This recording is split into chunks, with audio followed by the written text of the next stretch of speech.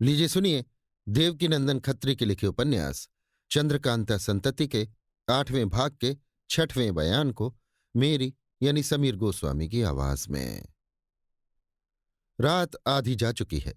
चारों तरफ सन्नाटा छाया हुआ है। हवा अभी एकदम बंद है।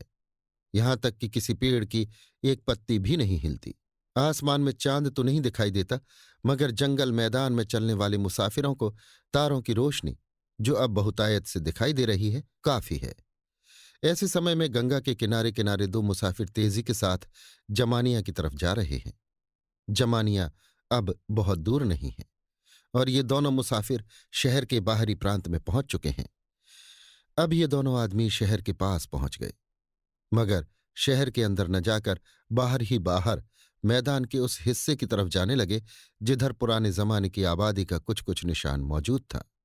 यहां बहुत से टूटे फूटे मकानों के कोई कोई हिस्से बचे हुए थे जो बदमाशों तथा चोरों के काम में आते थे। यहां की निस्बत शहर के कमजोर दिमाग वालों और डरपोक आदमियों में तरह तरह की गप्पें उड़ा करती थीं।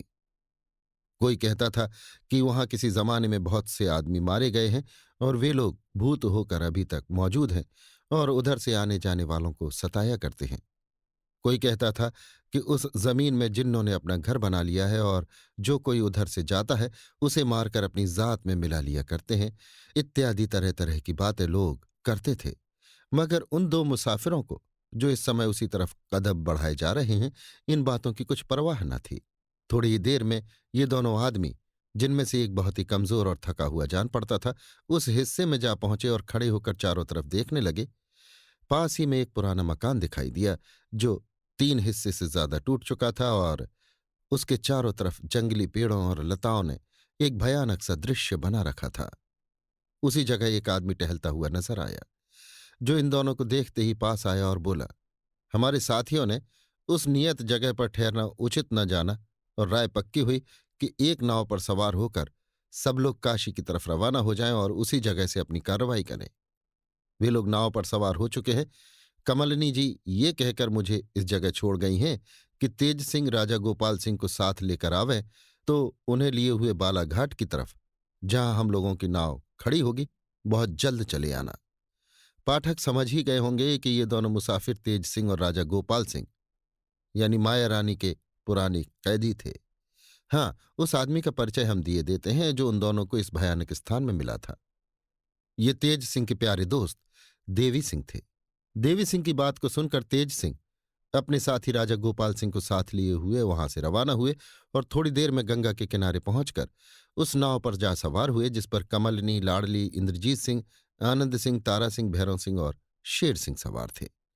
वो किश्ती बहुत छोटी तो न थी, मगर हल्की और तेज जाने वाली थी। मालूम होता है कि उसको उन लोगों ने खरीद लिया था, क्योंकि उस पर कोई मल्लाह न था और केवल अय्यार लोग खेकर ले जाने के लिए तैयार थे। तेज सिंह को और राजा गोपाल सिंह को देखते ही सब उठ खड़े हुए। कुंवर इंद्रजीत सिंह ने खातिर के साथ राजा गोपाल सिंह को अपने साथ बैठाकर किश्ती किनारे से हटाने की आज्ञा दी और बात की बात में नाव किनारा छोड़कर दूर दिखाई देने लगी। इंद्रजीत सिंह राजा गोपाल सिंह से, मैं इस समय आपको अपने पास देखकर बहुत ही प्रसन्न हूं। ईश्वर ही ने आपकी जान बचाई। गोपाल, मुझे अपने बचने की कुछ भी आशा न थी। ये तो बस आपके चरणों का प्रताप है कि कमलिनी वहां गई और उसे इत्तेफाक से मेरा हाल मालूम हो गया। कमलिनी, मुझे आशा थी कि आपको साथ लिए तेज सिंह सूर्य निकलने के साथ ही हम लोगों से आ मिलेंगे, मगर 2 दिन की देर हो गई और ये 2 दिन का समय बड़ी मुश्किल से बीता, क्योंकि हम लोगों को बड़ी चिंता इस बात की थी कि आपके आने में देर क्यों हुई। अब सबके पहले इस विलंब का कारण हम लोग सुना चाहते हैं। गोपाल सिंह, तेज सिंह जिस समय मुझे कैद से छुड़ाकर उस तिलिस्मी बाग के बाहर हुए, उस समय उन्होंने राजा बीरेंद्र सिंह का जिक्र किया और कहा कि हरामजादी माया रानी ने राजा बीरेंद्र सिंह और रानी चंद्रकांता को भी इस तिलिस्म में कहीं पर कैद कर रखा है, जिनका पता नहीं लगता। ये सुनते ही मैं उन्हें साथ लिए हुए फिर उसी तिलिस्मी बाग में चला गया। जहां जहां मैं जा सकता था जाकर अच्छी तरह पता लगाया, क्योंकि कैद से छूट जाने पर मैं बिल्कुल ही लापरवाह और निडर हो गया था। इंद्रजीत सिंह, ये काम आपने बहुत ही उत्तम किया। हाँ, तो उनका कहीं पता लगा? गोपाल सिंह सिर हिलाकर, नहीं, वो खबर बिल्कुल झूठी थी। उसने आप लोगों को धोखा देने के लिए अपने ही दो आदमियों को राजा बीरेंद्र सिंह और रानी चंद्रकांता की सूरत बनाकर रंग के कैद कर रखा था। कमलनी, ये आपको कैसे निश्चय हुआ? गोपाल सिंह, हमने स्वयं उन दोनों को अच्छी तरह आजमा कर देख लिया। इंद्रजीत सिंह, ये खबर सुनकर हम लोगों को हद से ज्यादा खुशी हुई। अब हम लोग उनकी तरफ से निश्चिंत हो गए और केवल किशोरी और कामनी की फिक्र रह गई। तेज सिंह, बेशक हम लोग उनकी तरफ से निश्चिंत हो गए। राजा गोपाल सिंह की तरफ इशारा करके, इनके साथ 2 दिन तक उस बाग में रहने और गुप्त स्थानों में घूमने का मौका मिला।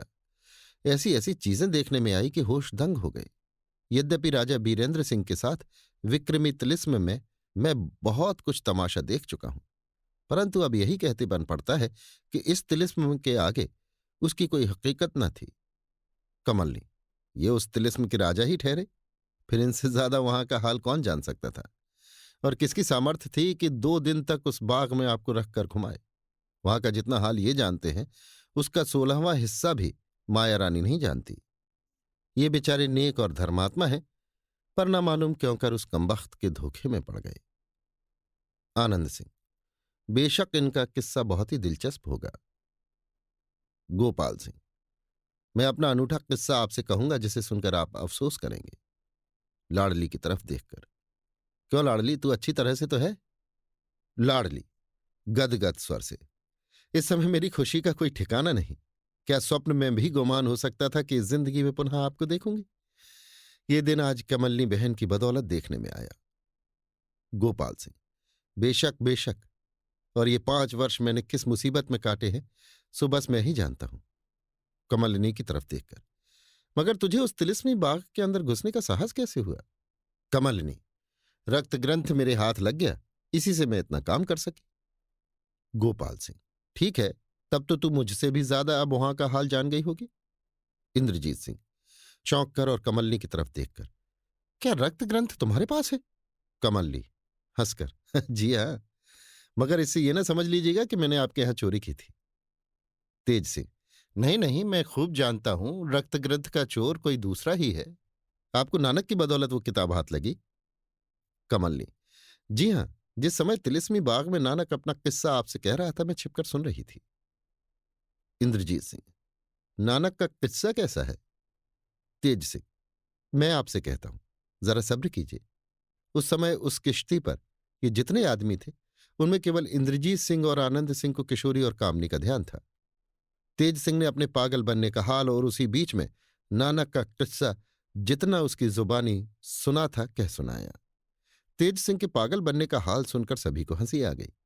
दोनों कुमारों ने नानक का बाकी हाल कमलनी से पूछा, जिसके जवाब में कमलनी ने कहा, यद्यपि नानक का कुछ हाल मुझे मालूम है, मगर मैं इस समय कुछ भी न कहूंगी, क्योंकि उसका किस्सा सुने बिना इस समय कोई हर्ज भी नहीं। हाँ, इस समय थोड़ा सा अपना हाल मैं आपसे कहूंगी। कमलिनी ने भूतनाथ का, मनोरमा और नागर का तथा अपना हाल जितना हम ऊपर लिखा है सभी के सामने कहना शुरू किया। अपना हाल कहते कहते जब कमलिनी ने मनोरमा के मकान का अद्भुत हाल कहना शुरू किया तो सभी को बड़ा ही ताज्जुब हुआ और किशोरी की अवस्था पर इंद्रजीत सिंह को रुलाई आ गई। उनके दिल पर बड़ा ही सदमा गुजरा, मगर तेज सिंह के लिहाज से, जिन्हें वे चाचा के बराबर समझते थे, अपने को संभाला। गोपाल सिंह ने बहुत दिलासा देकर कहा, आप लोग घबराइए नहीं, कमबख्त मनोरमा के मकान का पूरा पूरा भेद मैं जानता हूं, इसलिए मैं बहुत जल्द किशोरी को उसकी कैद से छुड़ा लूंगा। लाडली, कामनी भी उसी मकान में भेज दी गई है। गोपाल सिंह, ये और अच्छी बात है, एक पंथ दो काज हो जाएगा। इंद्रजीत सिंह कमलनी से, अब ये रक्त ग्रंथ मुझे कब मिलेगा? कमलनी, वो मेरे पास है, उसी की बदौलत मैं आपको उस कैद खाने से छुड़ा सकी और उसी की बदौलत आपको तिलिस्म तोड़ने में सुगमता होगी। मैं बहुत जल्द वो किताब आपके हवाले करूंगी। गोपाल सिंह चारों तरफ देख के कमलनी से, उफ, बात ही बात में हम लोग बहुत दूर निकल आए। क्या तुम्हारा इरादा काशी चलने का है? कमलनी, जी हाँ, हम लोगों ने तो यही इरादा कर लिया है कि काशी चलकर किसी गुप्त स्थान में रहेंगे और उसी जगह से अपनी कार्रवाई करेंगे। गोपाल सिंह, मगर मेरी राय तो कुछ दूसरी है। कमलनी, वो क्या? मुझे विश्वास है कि आप बनिस्बत मेरे हमें बहुत कुछ राय देंगे। गोपाल सिंह, यद्यपि मैं इस शहर जमानिया का राजा हूं, और इस शहर को फिर कब्जे में कर सकता हूं, परंतु 5 वर्ष तक मेरे मरने की झूठी खबर लोगों में फैली रहने के कारण यहाँ की रियाया के मन में बहुत कुछ फर्क पड़ गया होगा। यदि ऐसा ना भी हो तो भी मैं अपने को जाहिर नहीं करना चाहता और ना माया रानी को ही अभी जान से मारूंगा, क्योंकि यदि वो मर ही जाएगी तो अपने किए का यथार्थ फल मेरे देखते कौन भोगेगा। इसलिए मैं थोड़े दिनों तक छिपे रहकर ही उसे सजा देना उचित समझता हूं। कमलनी: जैसी मर्जी। गोपाल सिंह कमलनी से: इसलिए मैं चाहता हूं कि कुंवर साहब अपना एक अय्यार मुझे दे। मैं उसे साथ लेकर काशी जाऊंगा और किशोरी तथा कामनी को, जो मनोरमा के मकान में कैद हैं, बहुत जल्द छुड़ा लाऊंगा। तब तक तुम दोनों कुमारों और लाडली को अपने साथ लेकर माया रानी के उस तिलिस्मी बाग के चौथे दर्जे में जाकर देव मंदिर में रहो। वहां खाने के लिए मेवों की बहुतायत है और पानी का चश्मा भी जारी है। माया रानी को तुम लोगों का हाल मालूम ना होगा, क्योंकि उसे वो स्थान मालूम नहीं है और ना वहां तक जा ही सकती है। उसी जगह रहकर दोनों कुमारों को 1-2 दफे रक्त ग्रंथ शुरू से आखिर तक अच्छी तरह पढ़ जाना चाहिए। जो बातें इनकी समझ में ना आवे तुम समझा देना, और इसी बीच में वहां की बहुत सी अद्भुत बातें भी ये देख लेंगे, इसलिए कि इनको बहुत जल्द वो तिलिस्म तोड़ना होगा। जैसा कि हम बुजुर्गों की लिखी किताबों में देख चुके हैं, वो इन्हीं लोगों के हाथ से टूटेगा। कमलिनी: बेशक बेशक। गोपाल सिंह: एक अय्यार को रोहतासगढ़ भेज दो कि वहां जाकर महाराज बीरेंद्र सिंह को कुमारों के कुशल मंगल का हाल कहें और थोड़ी सी फौज अपने साथ ले आकर जमानिया के मुकाबले में लड़ाई शुरू कर दें, मगर वो लड़ाई जोर के साथ शीघ्र बखेड़ा निपटाने की नीयत से न की जाए, जब तक कि हम लोग दूसरा हुक्म न दें। बस इसके बाद जब मैं अपना काम करके अर्थात किशोरी और कामनी को छुड़ाकर लौटूंगा और तुमसे मिलूंगा, तो जो कुछ मुनासिब होगा किया जाएगा। हाँ, देव मंदिर में रहकर मौका मिले तो माया रानी को गुप्त रूप से छेड़ती रहना। कमलिनी: आपकी राय बहुत ठीक है, मगर आप कैद की तकलीफ उठाने के कारण बहुत ही सुस्त और कमजोर हो रहे हैं। इतनी तकलीफ क्यों कर उठा सकेंगे? गोपाल सिंह: तुम इसकी चिंता मत करो। कुमारों की तरफ देखकर: आप लोग मेरी राय पसंद करते हैं या नहीं? कुमार: बेशक, आपकी राय उत्तम है। कमलिनी: अच्छा, तो अपना तिलिस्मी खंजर, जिसका गुण आपसे कह चुकी हूं, आपको देती हूं। ये आपकी बहुत सहायता करेगा। गोपाल सिंह: हाँ बेशक, ये खंजर ऐसी अवस्था में मेरे साथ रहने योग्य है, परंतु वो जब तक तुम्हारे पास है मैं तुम्हें किसी तरह का खतरा नहीं पहुंचा सकता, इसलिए खंजर को मैं तुमसे जुदा न करूंगा। इंद्रजीत सिंह: उस खंजर का जोड़ा जो कमलिनी ने मुझे दिया है मैं आपको देता हूं, आप इसे अवश्य अपने साथ रखें। गोपाल सिंह: नहीं नहीं, इसकी कोई आवश्यकता नहीं। इंद्रजीत सिंह: आपको मेरी ये बात अवश्य माननी पड़ेगी। इतना कहकर इंद्रजीत सिंह ने वो खंजर जबरदस्ती गोपाल सिंह के हवाले किया और किश्ती किनारे लगाने का हुक्म दिया। गोपाल सिंह: अच्छा, तो मेरे साथ कौन अय्यार चलेगा? इंद्रजीत सिंह: जिसे आप पसंद करें। केवल तेज सिंह चाचा को मैं अपने पास रखना चाहता हूं, इसलिए कि उनकी जुबानी उन घटनाओं का हाल सुनूंगा जो आपको कैद से छुड़ाने के समय हुई होंगी। गोपाल सिंह हंसकर: बेशक वे बातें सुनने योग्य हैं। देवी सिंह: आपके साथ मैं चलूंगा। गोपाल सिंह: अच्छी बात है। इंद्रजीत सिंह: भैरव सिंह को रोहतासगढ़ भेजता हूं। गोपाल सिंह: बहुत मुनासिब, मगर तेज सिंह के अतिरिक्त और दोनों अय्यारों को अर्थात तारा सिंह और शेर सिंह को अपने साथ मत फंसाए रहिएगा। इंद्रजीत सिंह: नहीं नहीं, उन दोनों को अपने रहने का ठिकाना दिखाकर छोड़ देंगे।